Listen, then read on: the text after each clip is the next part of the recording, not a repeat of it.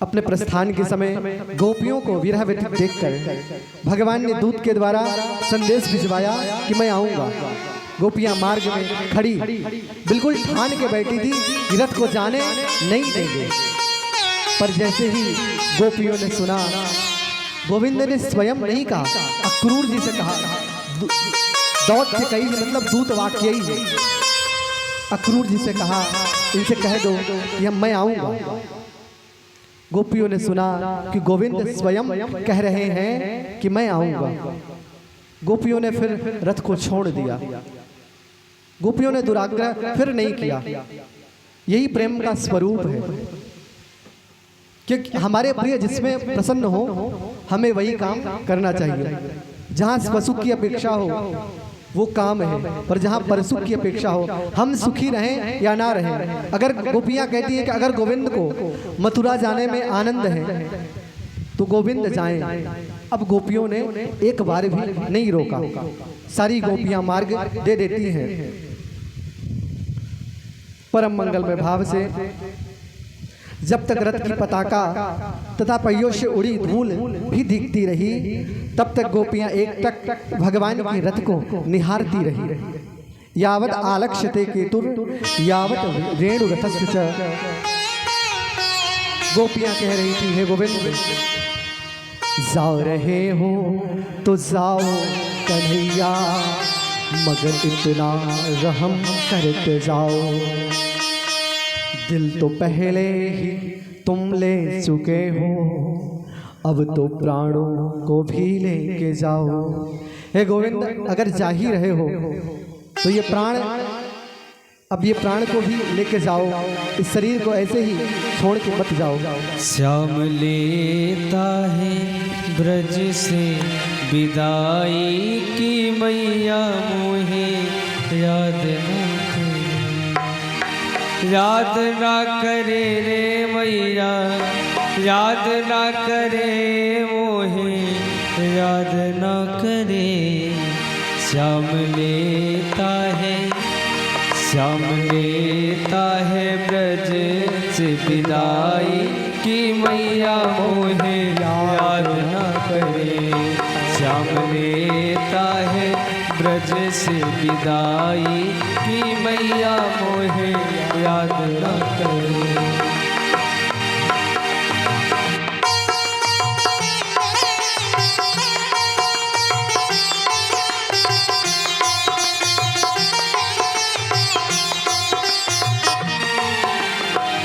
रथ में बैठी रोए कन्हैया, हाय मेरे बाबा, हाय मेरी मैया, हाय मेरे बाबा, हाय मेरी मैया।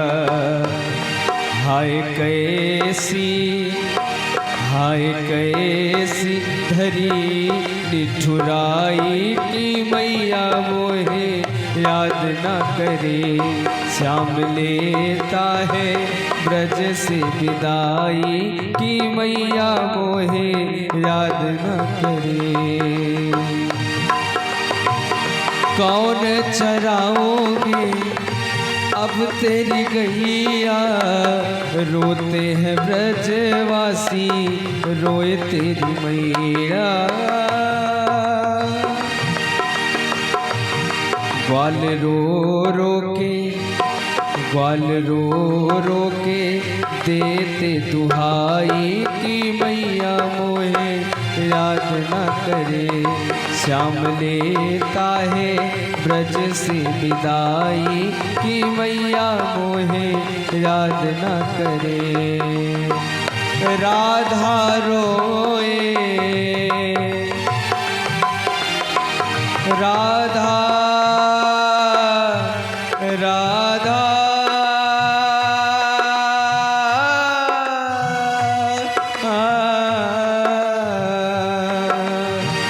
राधा रोए, रोए कन्हैया, रोए बाबा उनकी, रोए उनकी मैया। रोए बाबा उनके, रोए उनकी मैया। और वो कान्हा सहना हो कान्हा सह न सकोगे जुदाई कि मैया मोहे याद न करे। श्याम लेता है ब्रज से विदाई कि मैया मोहे याद न करे।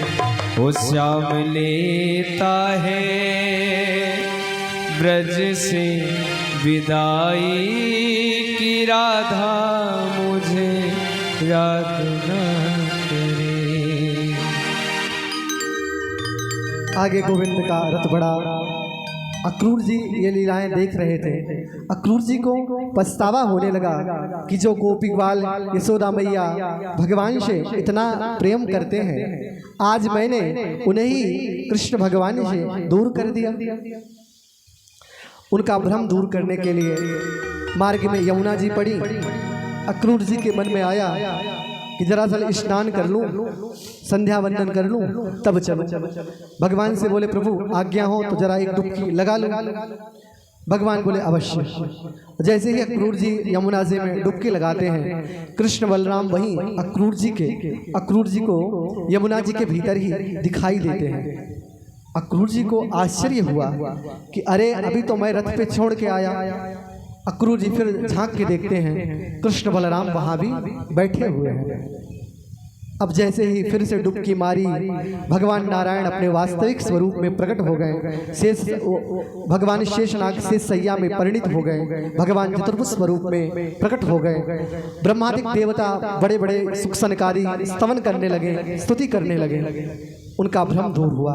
अक्रूर जी समझ गए ये बालक नहीं है, ये तो सबके पिता हैं। अक्रूर जी भगवान की स्तुति कर उठे। नमो नमो नमो नमोस्तु नमोऽस्म्यहं त्वाखिल हेतु हेतुं नारायणं पुरुषमाद्यमव्ययं यन्नाभिजाता दरविन्दकोशात् ब्रह्मा विरासति यत एष लोकः। कहते हैं कि प्रभु आप ही अखिल हेतु हेतु, आप ही समस्त कारणों के भी मूल कारण हैं। आप ही प्रकृति आदि के कारण हैं और आप ही आदि पुरुष नारायण हैं। आपकी नाभि कमल से ब्रह्मा जी उत्पन्न होकर सारे संसार की रचना करते हैं। नमस्ते रघुवर्याय रामणांतकराय च। भगवान ने जितने अवतारों में जो जो काम किए हैं उन सब का अक्रूर जी स्तवन करते हैं अपनी स्तुति में परम मंगलमय भाव से। नंद बाबा ग्वाल बालों के साथ मथुरा में पहुंचते हैं अपने विश्राम घाट पर। अक्रूर जी भगवान को लेकर मथुरा में जब पहुंचते हैं तो कहते हैं कि प्रभु बड़ी कृपा होगी, आप एक बार अपने चरण हमारे घर पर रखें। भगवान बोले चाचा जी अवश्य पधारेंगे, पहले मामा जी से मिलना है बाद में। तो भगवान अपने बाल जहाँ पर डेरे में नंद बाबा भगवान के सखाओं के साथ पहले से ठहरे हुए थे, भगवान वहाँ जाते हैं और भगवान ने कहा कि बाबा अगर आपकी आज्ञा हो तो भी समय अपने पास पर्याप्त है। कल धनुष यज्ञ का मेला है तो जरा सा मथुरा मंडल का दर्शन कराऊं। नंद बाबा बोले कन्हैया तो बहुत उद्यमी है और देख वृंदावन में तो मैं संभाल लेता था, ये महाराज कंस का राज्य है, वो छोड़ेंगे नहीं, इसलिए बेटा मैं तुझे नहीं जाने दूंगा। बलराम जी बोले बाबा आप चिंता ना करो, हम कन्हैया को संभाल लेंगे। भगवान अपने ग्वाल वालों के साथ मथुरा दर्शन करने निकले हैं। भगवान कंस के धोबी के पास जाकर कहते हैं कि भैया मेरे मित्रों को सुंदर सुंदर कपड़े दे दो, क्योंकि मामा जी के यहाँ आए हैं और ये तो मान लीजिए हमारे परिकर हैं और मामा जी के यहाँ जाने से पहले सब सजे धजे होने चाहिए। अब धोबी देखने लगा ऊपर से नीचे तक। धोबी को ये बात ठीक नहीं लगी। धोबी ने भगवान का अपमान कर देता है। धोबी ने कहा इदृशाने वासांसी नित्यम गिरिवनी चरा। तुम गांव में रहने वाले, गांव के गवार वाले, राजा महाराजाओं के वस्त्र पहनोगे। और जो धोबी ने ऐसा कहा भगवान आग बबूला हो गए। भगवान ने एक थप्पड़ मारा और धोबी का सिर कटकर दूर जा गिरा। भगवान के हाथ में ही तलवार फिट थी। रामावतार में धोबी ने भगवान को बहुत परेशान किया था। भगवान ने उसको इस बार छोड़ा नहीं, एक बार में उसका कल्याण किया। रजकस्य कराग्रेण, एक बार में काया से सिर अलग हो गई। सिरह कायात पाते, परम मंगल में भाव से भगवान थोड़ा सा और आगे बढ़े। भगवान की आज्ञा से ग्वाल वालों ने राजा महाराजाओं के वस्त्र पहन लिए। अब भगवान ने अपने परिकर को नया तो पहना दिया, पर कहाँ 8-9 साल के बच्चे, 10-11 साल के, भगवान 11 साल के हैं, तो उनके सखा भी 10-11 के, और कहाँ महाराज कंस के कपड़े। भगवान के सखाओं ने कहा, कन्हैया ये वस्त्र तो बड़े अच्छे हैं, रेशमी हैं, बड़े सुंदर, लेकिन इसको पहन के ऐसा लग रहा है जैसे हैंगर से टंग गए हो, पूरे पृथ्वी में लटक रहे हैं। भगवान बोले चिंता ना करो, अब सजाया है तो एकदम अच्छे से आपको सजाएंगे। आगे भगवान दर्जी के पास जाते हैं। दर्जी ने भगवान को देखा, प्रणाम किया। भगवान बोले भैया मेरे मित्रों के कपड़े आप ठीक ठाक कर दो। दर्जी बोला प्रभु कुछ समय दीजिए, मैं अभी इनको ठीक करता हूँ। दर्जी ने वस्त्रों को काट कर ग्वाल वालों के नाप का सिल दिया। भगवान ने उसको आशीर्वाद दिया कि आप खूब फलोगे फूलोगे। आज आप देख ही रहे हैं, जितने का कपड़ा उतनी सिलाई। तो बस यही है, भगवान की कृपा है। परम मंगल में भाव से ग्वाल वालों ने कहा कि कन्हैया तूने नया वस्त्र पहनाया, बात जम गई, अभी गला सुना सुना लग रहा है। भगवान बोले चिंता मत करो, रही सी करवाएंगे तो पूरी करवाएंगे। भगवान आगे बढ़े। आगे एक माली था सुदामा नाम का, भगवान का परम भक्त था। जैसे ही माली ने भगवान को देखा, भगवान के चरणों में प्रणाम किया और भगवान का पूजन किया, और भगवान के सहित सारे ग्वाल वालों को उसने माला पहनाई। भगवान ने उसे अपनी भक्ति का आशीर्वाद प्रदान किया और भगवान आगे बढ़े। राजमार्ग से जाते हुए भगवान श्री कृष्ण की दृष्टि कुब्जा पर पड़ी। कुब्जा जा रही थी, भगवान ने उसको पुकारा। भगवान कहते हैं अरे सुंदरी तुम कौन हो। अब कुब्जा 3 जगह से टेढ़ी थी, उसे आज तक सुंदरी जीवन में किसी ने पुकारा ही नहीं था। ऐसा संबोधन जब सुना और भगवान का मुखमंडल देखा तो कुब्जा मुग्ध हो गई। कुब्जा कहती है कि दास्यस्म हम सुंदर कंस सम्मता त्रिवक्त्र नाम यदुरेक कर्मणि मद्भावितं भोजपति गति प्रियम विनयुवा कौन्यत वस्त्रदर्हति। कुब्जा कहती है कि मैं कंस की दासी हूँ, मेरा नाम त्रिवक्रा है क्योंकि वो 3 जगह से टेढ़ी है। कुब्जा कहती है महाराज कंस को मेरा लगाया गया चंदन अत्यंत प्रिय है। भोजपते है अति प्रियम, बहुत प्रिय है, किंतु आज मेरा सौभाग्य है कि मुझे आपको यह चंदन लगाने का सौभाग्य प्राप्त होगा, मेरा अहोभाग्य। भगवान बोले फिर देवी जी लगा दो। भगवान ने माथा आगे किया, ग्वाल वालों ने भी थोड़ा सा आगे किया, देवी जी ने इतकू भी, तो ग्वाल वालों को भी कुब्जा ने लगाया और जो उसकी कटोरी थी सब खाली हो गई। बड़ी मेहनत से कुब्जा ने घिसा था। ग्वाल वालों ने कहा कन्हैया इस बेचारी कुबड़ी ने कितना मेहनत करके घिसा होगा, इसको कुछ दे दे। भगवान बोले अच्छा अभी देता हूँ। उसको ऐसा झटका दिया, एक झटका कि वो जो 3 जगह से टेढ़ी थी वो परम सुंदरी के रूप में परिणित हो गई। अब कुब्जा पीताम्बर पकड़कर भगवान से प्रणय निवेदन करने लगी कि प्रभु आप पधारिए। भगवान बोले देवी अभी मामा जी से मिलना है, बाद में आपसे मिलेंगे। परम मंगल में भाव से भगवान श्री कृष्ण बलराम कंस के सभागार में पहुंच गए और वहां पर भगवान शिव के द्वारा दी हुई धनुष रखी थी कंस के पास, और वो धनुष प्राप्त करते समय कंस को भगवान ने बताया था कि जिस दिन तुम्हारी धनुष टूट जाएगी उस दिन तुम्हारी गारंटी खत्म। उस दिन समझ लेना कि तुम्हारा अंतकाल निकट है। और भगवान गए, धनुष युद्ध का मेला था, वो धनुष रखी थी, बहुत भारी धनुष थी। भगवान बलराम जी से कहते हैं कि भैया अगर आपकी आज्ञा हो तो जरा इस धनुष को उठा लूं। अब सैनिक जो धनुष की सुरक्षा में लगे हुए थे उनको बड़ा आश्चर्य हुआ। बड़े बड़े वीर महारथी इस धनुष को टस से मस नहीं कर पाते, और ये बच्चे देखो कैसी बात कर रहे हैं। दाऊ जी बोले कन्हैया इच्छा है तो उठा ले, और भगवान ने खेल खेल में ही कंस का धनुष उठाकर तोड़ डाला। करेण वामेन सलील मुद्रितम सज्जम च कृत्वा निमिषेण पश्यताम।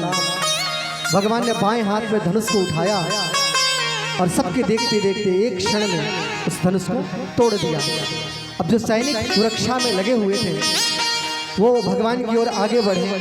भगवान ने धनुष का एक टुकड़ा अपने पास रखा, एक टुकड़ा दाऊ जी को दिया, और मार पीट कर सारे सैनिकों को भगवान ने भगा दिया। सैनिक दौड़े भागे, कंस को सारी घटनाओं से अवगत कराते हैं। ये सुन करके कंस एकदम अंदर तक डर गया। अब कंस की स्थिति यह हो गई कि रात्रि के अंधकार में भी उसे काले काले कन्हैया दिखने लगे। अगर दाल में जीरा भी दिख जाए तो दाल उठा के कंस फेंक दे। कंस की नींद उड़ गई। कंस समझ गया कि अब हमारी गारंटी खत्म। भय के कारण कंस को हर काली वस्तु में कृष्ण ही दिख रहे थे, जो भी काली वस्तु से उसके सामने आती। और कंस को नींद तो लगती नहीं। भगवान तो मार पीट के नंद बाबा के पास आ गए। बाबा बोले लाला किसी से लड़ाई तो नहीं की? भगवान ने कहा ना बाबा, हमने किसी से बोला ही नहीं। और इतना कांड करके भगवान आ गए। और इधर भगवान तो प्रेम से सो गए, लेकिन कंस की नींद उड़ गई। और अगर मान लीजिए नींद लगती भी है तो कंस को बड़े भयंकर कंस स्वप्न में देखता है। क्या देखता है? स्वप्ने प्रेत परिस्वंगः खरयान विषादनम। देखता है कंस कि सारे प्रेत कंस को बुला रहे हैं कि आओ भैया चले आओ, आप हमारी मंडली में मिलने वाले हो। स्वप्ने प्रेत परिस्वंगः। देखता है खरयान विषादनम। देखता है कंस कि नंग दड़ंग होकर गधे पर बैठकर दक्षिण दिशा में जा रहा है। ये सब अमंगल है। अगर किसी को दिखे तो इसका मतलब उसका अंतकाल निकट है। खरयान विषादनम। परम मंगलमय भाव से प्रातः काल हुआ। नगाड़े की आवाज सुनकर भगवान रंगभूमि देखने के लिए चल पड़े। मार्ग में कुबलिया पीठ नाम का हाथी मिला। कंस ने लगाया था 10,000 हाथियों का बल उसके पास था। भगवान को मारने के लिए लगाया था। मार्ग में कुबलिया पीठ नाम का जो हाथी मिला, भगवान ने उसका वध किया। और हाथी का दांत कांधे पर रखकर भगवान रंगशाला में प्रवेश कर रहे हैं। और सबने अपनी भावना के अनुसार भगवान का दर्शन किया। मल्लानां सनिन्द्रणां नरवरः स्त्रीणां स्मरो मूर्तिमान् गोपानां स्वजनो सतां चितभुजां शास्ता स्वपित्रो शिशुः मृत्युर्भोजपतिर्विराट् विदुषां तत्त्वं परं योगिनां वृष्णीनां परदेवतेति विदतो रंगं गतः साग्रजः। भगवान पहलवानों को, जो मल्लशाला में पहलवान थे, उनको वज्र के समान दिख रहे हैं। मनुष्यों को भगवान श्रेष्ठ मनुष्य के रूप में, स्त्रियों को मूर्तिमंत कामदेव के रूप में दिख रहे हैं। स्त्रीणाम स्मरो मूर्तिमान गोपानाम स्वजनो। गोपों को भगवान स्वजन के रूप में दिख रहे हैं। स्वजनो सताम चितभुजाम। दुष्ट राजाओं को भगवान शासक के रूप में दिख रहे हैं। और शास्ता सुपित्रो शिशु। अपने माता पिता को भगवान शिशु के रूप में दिख रहे हैं। और मृत्युर्भोजपति, कंस को भगवान मृत्यु के रूप में दिख रहे हैं। उसे कंस को ऐसा लग रहा है कि साक्षात मेरा काल बैठा है। इस प्रकार से सबने भावना के अनुसार दर्शन किए। यदुवंशियों को भगवान देवता के रूप में दिखाई पड़ रहे हैं। जाकी रही भावना जैसी, प्रभु मूरत देखी दिन तैसी। अखाड़े से चाणूर चिल्लाता है, चाणूर भगवान को कहता है, हे नंद सुनो हे रामा, भवंतो वीर संबतो। कहता है कि हे कृष्ण बलराम, आपकी वीरता के हमने बहुत किस्से सुने हैं, इसलिए आओ अपने पराक्रम को दिखाओ। परम मंगल में भाव से भगवान बोले, बाला वयम तुल्य बलैहि क्रीडिष्यामो यदोचितम। अरे कहाँ तेरो पहाड़ जैसो शरीर और कहाँ मैं छोटा सा बच्चा। युद्ध अपने बराबर वालों में होता है। चाणूर कहता है, न बालो न किशोरस्त्वं बलश्च बलिराम वरः लीलयेभ्यो हतो येन सहस्र रिपुसत्वभृत्। चाणूर कहता है, हे कृष्ण, तुम न बालक हो और न किशोर हो, तुम तो बलवानों में सर्वश्रेष्ठ हो। मैं तो इतना जानता हूं कि तुम बलवानों में सर्वश्रेष्ठ हो। भगवान अखाड़े में प्रवेश करते हैं। भगवान ने चाणूर को गोल गोल घुमाकर पृथ्वी पर पटक दिया। सोई चाणूर गोविंदाय नमो नमः। दाऊ भैया ने मुष्टिक को एक थप्पड़ मारा, सोई मुष्टिक भी गोविंदाय नमो नमः। पश्चात दाऊ भैया ने कूट को मुक्के के प्रहार से खेल खेल में ही मार भगाया। सल और तोशल आए, भगवान ने मार भगाए और अंत में भगवान संपूर्ण विश्व का भार लेकर कंस की छाती पर कूद पड़े और कंस भी गोविंदाय नमो नमः बोलिए। कंस मर्दन भगवान की जय। भगवान श्री कृष्ण बलराम ने अपने माता पिता को बंधन से मुक्त किया और उनके चरणों में प्रणाम किया। देवकी वसुदेवश्च विज्ञाय जगदीश्वरौ। माता देवकी और वसुदेव जी ने उनको जगदीश्वर माना, ये साक्षात परमात्मा है। भगवान ने अपनी वैष्णवी माया का विस्तार किया। वो सब उनकी भगवत्ता को भूल गए और हृदय से लगाकर वही प्यार दुलार करने लगे। परम मंगल में भाव से भगवान ने राणा उग्रसेन को राजा बनाया और भगवान कृष्ण बलराम ने नंद बाबा को बुलाया है और भगवान कहते हैं कि बाबा, अब आप ब्रजवासियों को लेकर वृंदावन की ओर जाइए। नंद बाबा बोले, कृष्ण क्या आप नहीं चलोगे? बोले, बाबा आप जाइए, मैं आऊंगा।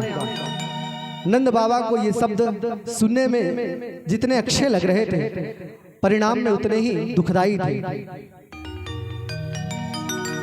नंद बाबा विचार करने लगते हैं कि अगर मुझे पता होता कि कृष्ण हमारे साथ नहीं जाएंगे, हमारे साथ वृंदावन वापस नहीं जाएंगे, मथुरा में ही रह जाएंगे, तो मैं कभी कृष्ण को वापस नहीं लेके आता। नंद बाबा विचार कर रहे थे कि अरे मेरी तो कैसी भी कट जाएगी, पर जब मैं घर जाऊंगा और यशोदा मुझसे पूछेगी कि कृष्ण कहाँ है, तो मैं क्या उत्तर दूंगा। पर नंद बाबा ने कोई दुराग्रह नहीं किया। नंद बाबा बोले, ठीक है कृष्ण, जैसी आपकी इच्छा। यही प्रेम का स्वरूप है। अगर प्रेम देखना हो तो ब्रजवासियों के जीवन में देखो। नंद बाबा ने कोई जिद नहीं की कि नहीं कृष्ण आप नहीं चलोगे तो मैं नहीं चलूंगा, अथवा मैं भी यहीं रुक जाऊंगा। दोनों प्रकार की जिद। नंद बाबा ने कृष्ण बलराम को हृदय से लगाया। नंद बाबा के आंखों से अविरल अश्रुधार बहते जा रहे हैं और नंद बाबा बड़े आर्त भाव से रथ पर सवार हुए पहुंचते हैं वृंदावन में। यशोदा उत्साहित होकर आती हैं कि कन्हैया आ गया होगा, बाबा आ गए होंगे। दरवाजा खोलती हैं, नंद बाबा को प्रणाम करती हैं और कहती हैं कि कन्हैया कहाँ है। आज नंद बाबा कुछ नहीं बोल रहे। यशोदा जी ने इधर उधर देखा, बड़ा नटखट है, कहीं छिपा होगा। बार बार पूछती हैं, कृष्ण कहाँ है, कन्हैया कहाँ है। नंद बाबा सिर नीचे खड़े, सिर नीचे को किए हुए सामने खड़े, एकदम मूक भाषा में यशोदा जी ने जब बार बार पूछा है तो नंद बाबा की आंखों से अविरल सुधार बह उठी। अब नंद बाबा अपने आप को संभाल नहीं सके। बोले यशोदा कृष्ण वही रह गया, नहीं आया। ये शब्द जैसे ही नंद रानी ने सुना, बहुत समय तक मुंह से कुछ निकला ही नहीं। मैया यशोदा अपने आप को नहीं संभाल पाई और बहुत देर बाद जब बोला तो एक ही शब्द बोला कि आप कैसे कृष्ण प्रेमी हो कि कृष्ण को मथुरा छोड़कर चले आए।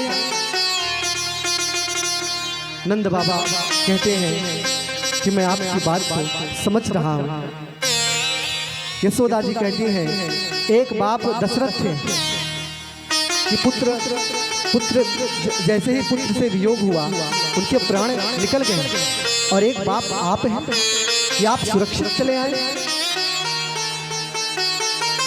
नंद बाबा कहते हैं यशोदा कृष्ण ने कहा है कि मैं आऊंगा, ये मुझे उसने आश्वासन दिया है।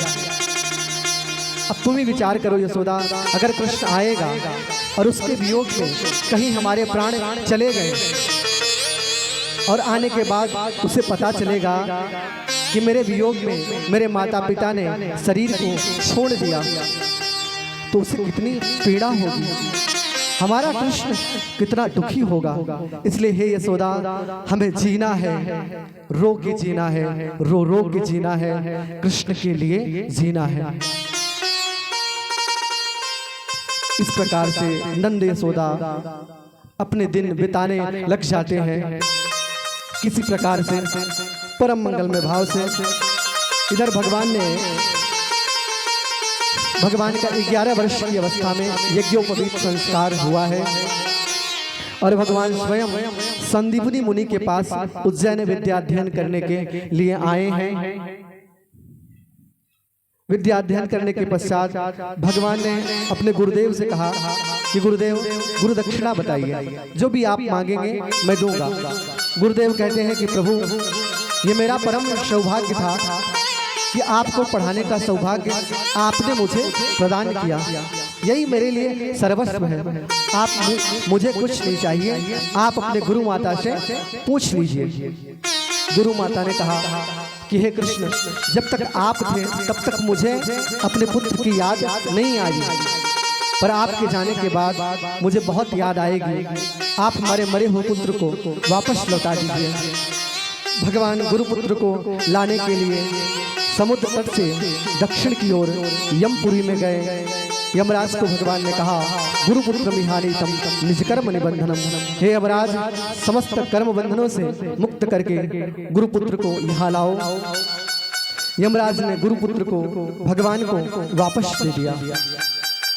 परम मंगलमय भाव से विद्या प्राप्त करके भगवान मथुरा लौट आए। भगवान एकांत में ब्रजवासियों को याद करके बहुत विलाप करते हैं। एक दिन भगवान विश्राम घाट पर बैठकर विलाप कर रहे थे, रुदन कर रहे थे।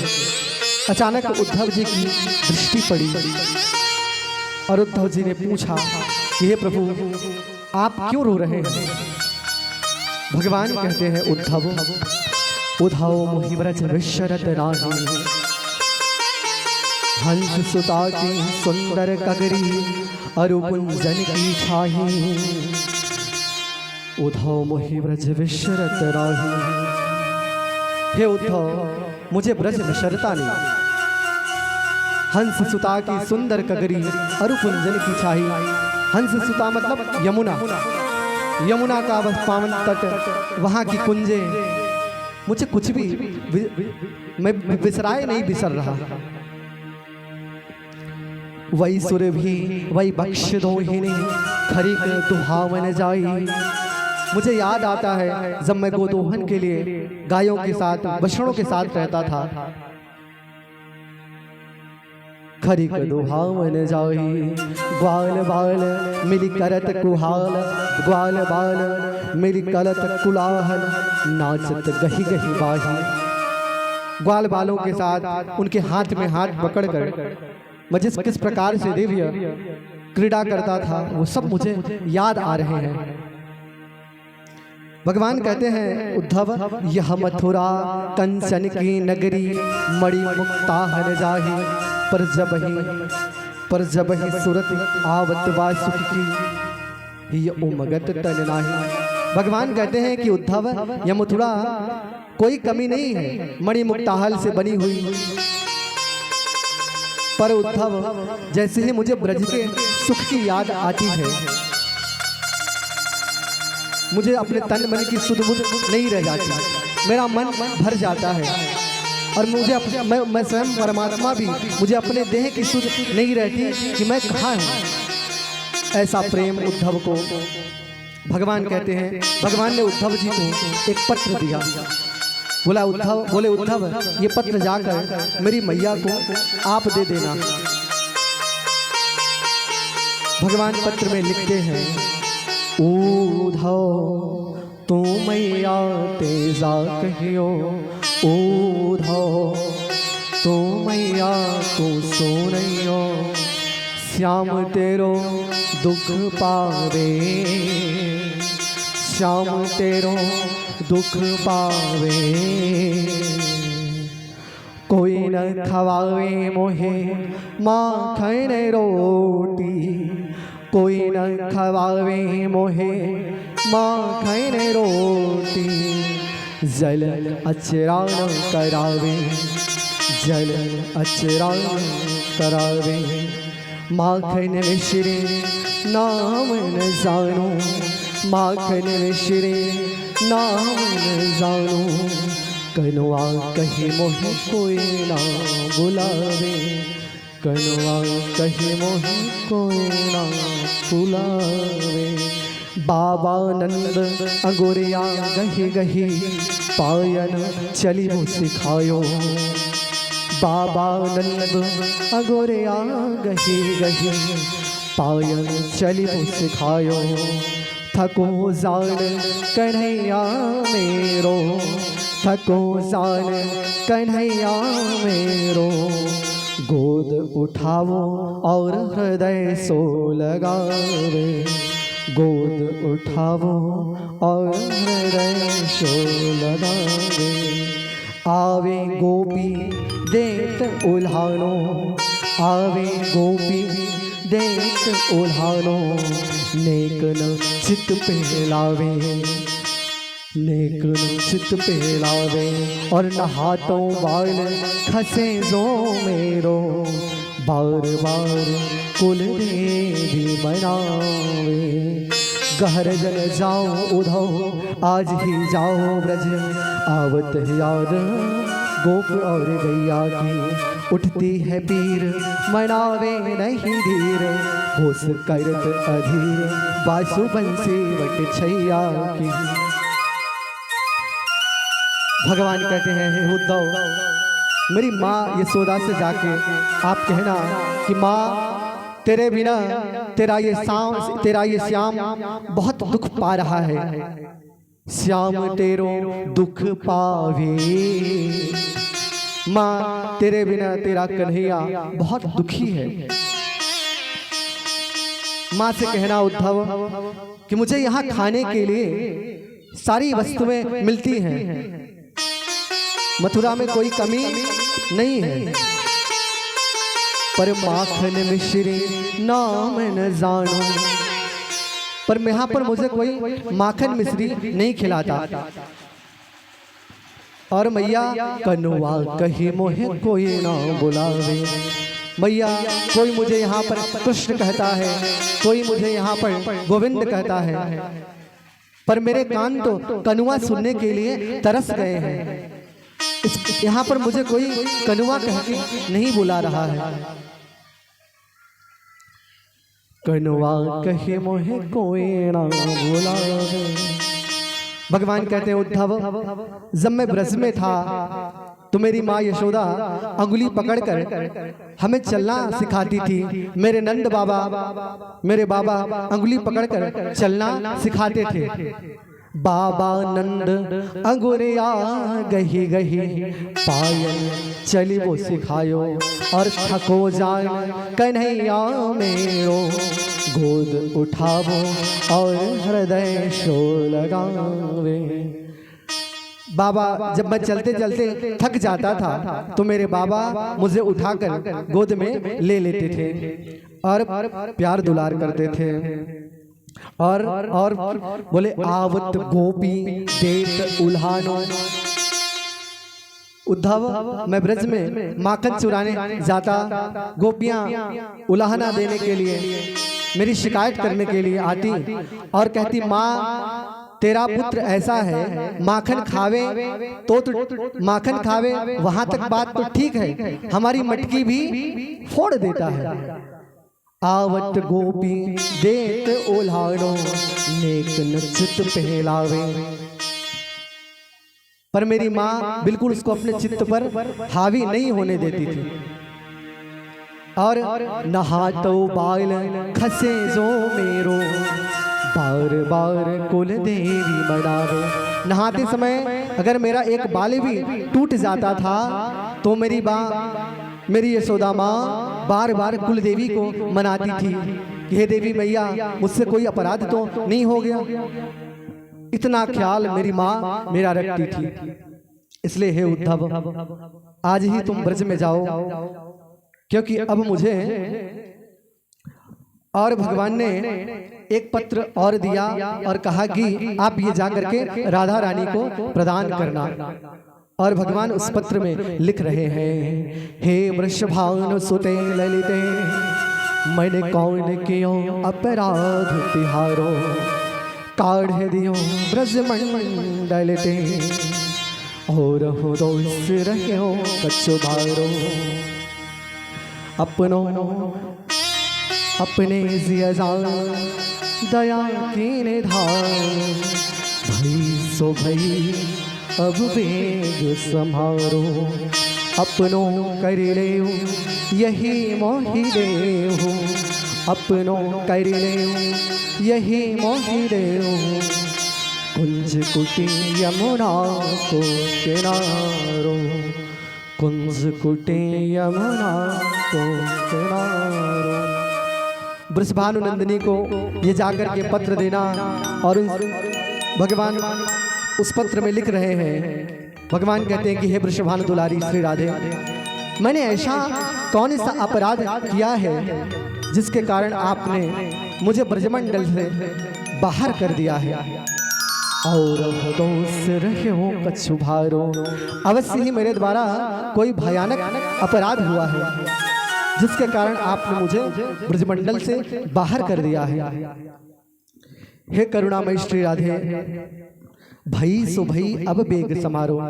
अब जो हो गया सो हो गया, अब तो आप मुझे अपने शरण कर लीजिए और अपनों करी ले यही मोहि देव मुझे अपना लीजिए और मुझे यही प्रदान करिए। क्या बोले कुंज कुटी यमुना को किनारो यमुना का सुंदर तट व्रज की कुंजों का वास प्रदान करिए। भगवान ने ये पत्र उद्धव जी को प्रदान किया। भगवान ने अपने वस्त्र उद्धव जी को दिए, अपना रथ उद्धव जी को दिया, मोर पंख का मुकुट भी भगवान ने उद्धव जी को प्रदान किया है। और भगवान कहते हैं कि उद्धव गक्षोद्धव ब्रजम सौम्य पितृणौ प्रीतिमावह गोपीनाम मद वियोगाधिम मत संदेश विमोचय। हे उद्धव तुम ब्रज में जाओ, मेरे माता पिता और गोपियां मेरे वियोग से अत्यंत दुखी हैं, उन्हें मेरा संदेश देकर आओ। परम मंगलमय भाव से उद्धव जी वृंदावन आए। उद्धव जी से मिलकर नंद बाबा को बड़ी प्रसन्नता हुई और नंद बाबा ने श्री कृष्ण के जैसा ही उनका स्वागत किया है।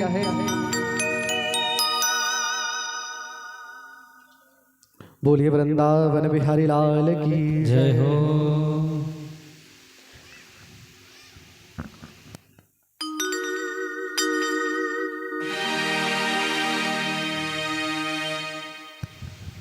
ये तो प्रेम की बात है ऊधो, बंदगी तेरे बस की नहीं है।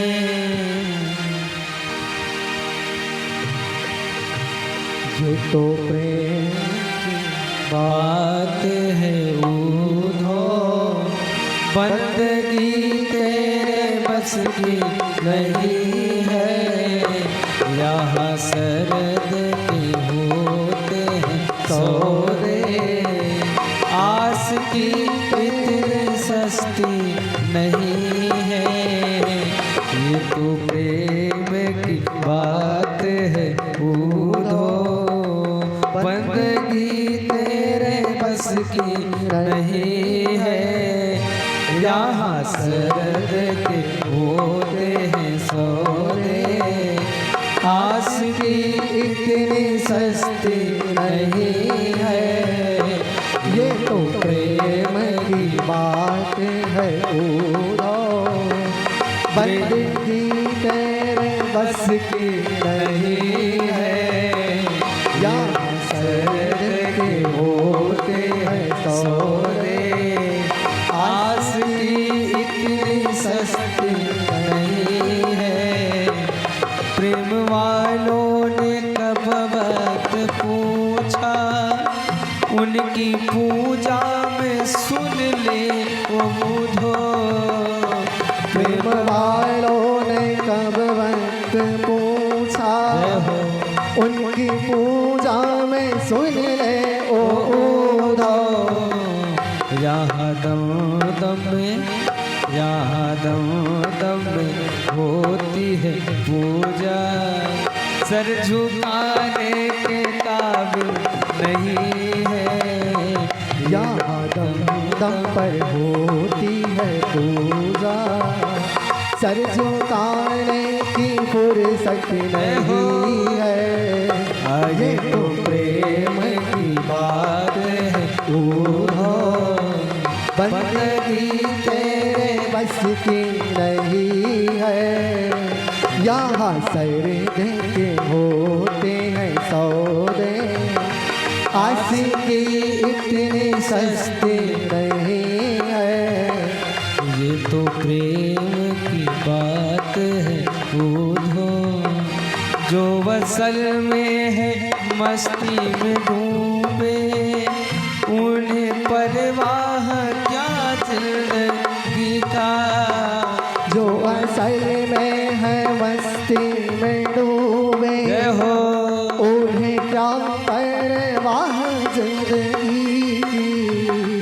जो असल में है मस्ती में डूबे, उन्हें क्या परवाह जिंदगी की। और जो उतरती है चढ़ती है मस्ती, जो उतरती है चढ़ती है मस्ती, वो हकीकत में मस्ती नहीं है। जो उतरती है चढ़ती है मस्ती, हाँ वो हकीकत में मस्ती नहीं है। ये तो प्रेम की बात है ऊधो, बंदगी तेरे बस की नहीं है। यहाँ सरद के होते हैं सौदे, आस की इतनी सस्ती नहीं है। यहाँ सरद के होते हैं सौदे, आस की इतनी सस्ती नहीं है। जिसकी नजरों में है श्याम प्यारे, वो तो रहते हैं जग से न्यारे। जिसकी नजरों में है श्याम प्यारे, वो तो रहते हैं जग से न्यारे। जिसकी नजरों में मोहन समाए, जय जय, जिसकी नजरों में मोहन समाए, वो नजर फिर तरसती नहीं है। जिनकी नजरों में मोह कर फिर तरसती नहीं है, ये तो प्रेम की बात है उधो, बंदगी तेरे बस की नहीं है। यहाँ सरद के होते हैं सौदे, आशिकी इतनी सस्ती नहीं है, ये तो प्रेम की बात है भूलो, बंदगी तेरे बस की नहीं है। बोलिए वृंदावन बिहारी लाल की जय, श्रीमद् भागवत महापुराण की जय हो, सुखदेव जी भग महाराज की जय, जय हो, परीक्षित जी महाराज की जय, जय हो, वेद व्यास भगवान की जय हो। जय जय श्री राधे।